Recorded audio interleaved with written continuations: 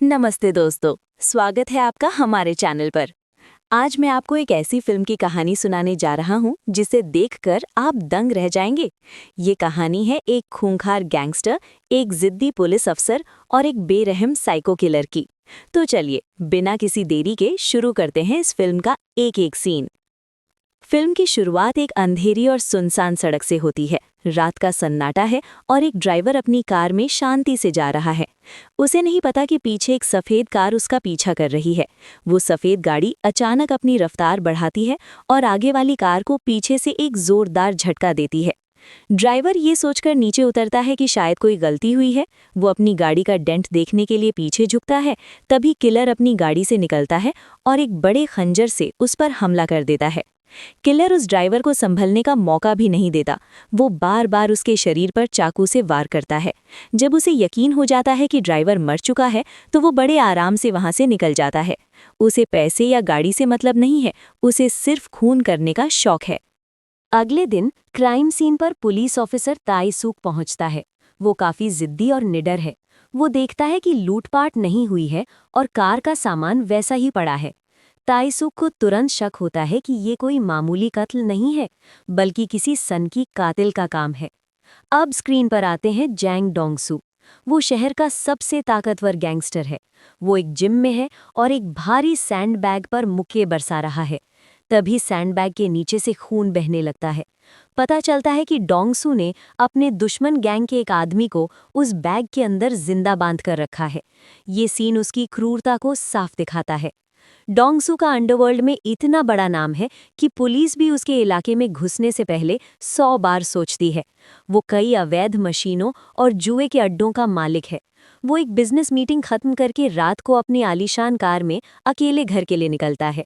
Dongsu car चला रहा होता है, तभी वही सफेद गाड़ी उसका पीछा करने लगती है। किलर को लगा कि ये भी कोई साधारण आदमी है और वो डोंगसू की कार को पीछे से ठोक देता है। उसे अंदाजा नहीं था कि उसने आज साक्षात मौत के रास्ते में गाड़ी खड़ी की है। डोंगसू गाड़ी से नीचे उतरता है। उसकी चौड़ी छाती और भारी पर्सनालिटी देखकर किलर एक पल के लिए सहम जाता है। डोंगसू कहता है, जाओ यहाँ से, मुझे तुम्हारा इंश्योरेंस नहीं चाहिए। जैसे ही डोंगसू मुड़ता है, किलर चाकू निकालकर उसकी कमर में घोंप देता है। किलर को लगा कि काम तमाम हो गया, लेकिन डोंगसू पलटकर किलर के चेहरे पर एक ऐसा मुक्का मारता है कि किलर के होश उड़ जाते हैं। अब दोनों के बीच सड़क पर खूनी जंग शुरू होती है। किलर बार बार चाकू चलाता है, लेकिन डोंगसू उसे उठाकर अपनी कार के बोनट पर दे मारता है। डोंगसू किलर का गला दबाने की कोशिश करता है, लेकिन किलर एक और वार करके किसी तरह अपनी गाड़ी में बैठता है और वहां से भाग निकलता है। डोंगसू खून से लथपथ सड़क पर गिर जाता है। वो पहला ऐसा इंसान था जो उस साइको किलर के हमले से जिंदा बचा था।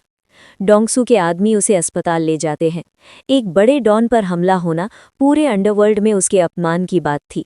वो कसम खाता है कि वो उस आदमी को जिंदा नहीं छोड़ेगा। वो अपने गैंग के हर सदस्य को शहर के कोने कोने में फैला देता है। पुलिस ऑफिसर ताइसुक अस्पताल पहुंचता है। वो जानता है कि डोंगसू ही वो इकलौता गवाह है जिसने किलर का चेहरा देखा है। वो डोंगसू को एक डील ऑफर करता है कि पुलिस और गैंगस्टर्स साथ मिलकर उसे ढूंढेंगे।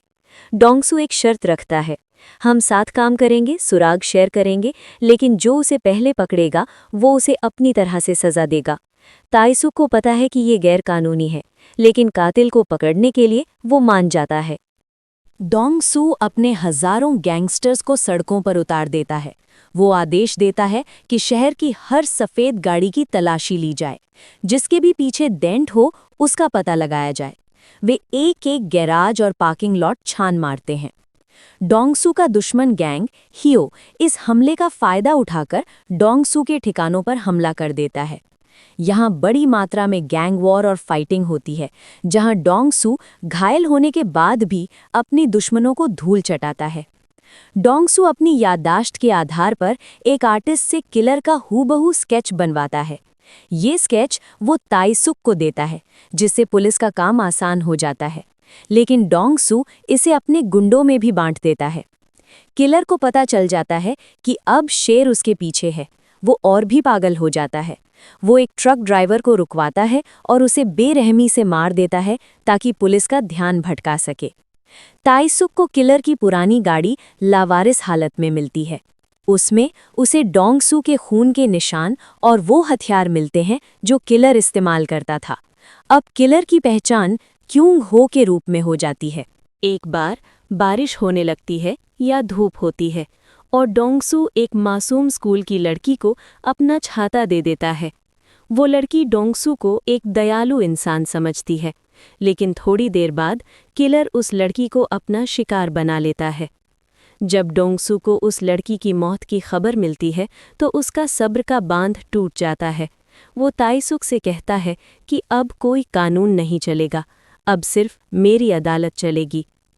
डोंगसू के एक गुंडे को पता चलता है कि किलर एक पुरानी चौल और सड़ी गली बिल्डिंग के एक कमरे में छिपा हुआ है।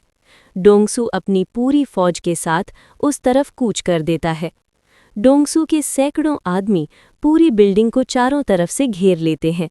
ताइसुक भी अपनी टीम के साथ वहां पहुंचता है। अब किलर के पास भागने का कोई रास्ता नहीं था। डोंगसू की गुंडे बिल्डिंग के अंदर घुसते हैं। किलर चाकू से कई गुंडों को जख्मी कर देता है और खिड़की से कूदकर छतों पर भागने लगता है। ताइसुक उसका पीछा करता है, लेकिन किलर बहुत तेज है। किलर एक गली में भागकर निकलता है, तभी सामने से डोंगसू अपनी तेज रफ्तार कार लेकर आता है और किलर को जोरदार टक्कर मारता है। किलर हवा में उड़कर जमीन पर गिरता है। डोंगसू किलर को घसीटते हुए एक सुनसान गोदाम वेयरहाउस में ले जाता है। वो उसे इतना मारता है कि किलर की चीखें पूरे इलाके में गूंजती हैं। डोंगसू उसकी उंगलियां और हड्डियां चटका देता है। डोंगसू किलर के गले पर अपना खंजर रखता है। वो उसे उसी तड़प का एहसास दिलाना चाहता है जो उसके शिकारों ने महसूस किया था। किलर पहली बार खौफ में था। ठीक जब डोंगसू कातिल का गला काटने वाला होता है, ताइसुक अपनी पुलिस की गाड़ी से गोदाम की दीवार तोड़कर अंदर घुसता है। वो डोंगसू को जोरदार टक्कर मारता है और उसे बेहोश कर देता है। ताइसुक किलर को हथकड़ी लगाकर ले जाता है। डोंगसू को बहुत गुस्सा आता है कि पुलिस ने उसके इंतकाम के बीच में टांग अड़ाई। किलर बहुत शातिर है। वो कोर्ट में मासूम बनने का नाटक करता है और कहता है कि पुलिस ने उसे टॉर्चर किया है। वकील दलील देते हैं कि उसके खिलाफ कोई चश्मदीद गवाह नहीं है। जज कहता है कि बिना किसी ठोस सबूत या गवाह के वो सज़ा नहीं सुना सकता। ताइसुक परेशान हो जाता है क्योंकि किलर आज़ाद होने की कगार पर था।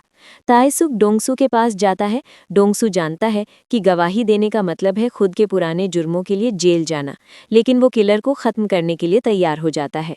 डोंगसू सूट पहनकर अपनी गैंग के साथ शान से कोर्ट में घुसता है। पूरी अदालत में सन्नाटा छा जाता है। किलर उसे देखकर कांपने लगता है। जब वकील पूछता है कि क्या सबूत है, डोंगसू अपनी शर्ट उतार देता है।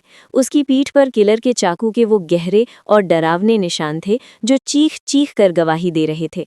डोंगसू की गवाही और उसके जख्मों को देखकर जज किलर को फांसी की सजा सुनाता है। ताइसुक और पूरा शहर खुश हो जाता है। डोंगसू को भी पुलिस गिरफ्तार कर लेती है, लेकिन ये ताइसुक का एक सीक्रेट प्लान था। ताइसुक डोंगसू को उसी जेल में शिफ्ट करवाता है जहां वो साइको किलर बंद था। जेल के बाथरूम में किलर अकेला होता है। तभी डोंगसू एक लंबी रस्सी लेकर वहां पहुंचता है। वो मुस्कुराते हुए कहता है, मैंने वादा किया था ना कि मैं ही तुम्हारा अंत करूंगा। डोंगसू उसे बेरहमी से मारता है और रस्सी से लटका देता है। फिल्म खत्म होती है जब डोंगसू जेल की सलाखों के पीछे से मुस्कुराता है। तो दोस्तों, ये थी the gangster, the cop, the devil की रोंगटे खड़े कर देने वाली पूरी कहानी। क्या आपको लगता है कि डोंगसू ने सही किया? कमेंट्स में ज़रूर बताएं। अगर आपको ये कहानी और मेरा समझाने का तरीका अच्छा लगा तो वीडियो को लाइक करें और चैनल को सब्सक्राइब करना ना भूलें। मिलते हैं अगली वीडियो में। धन्यवाद।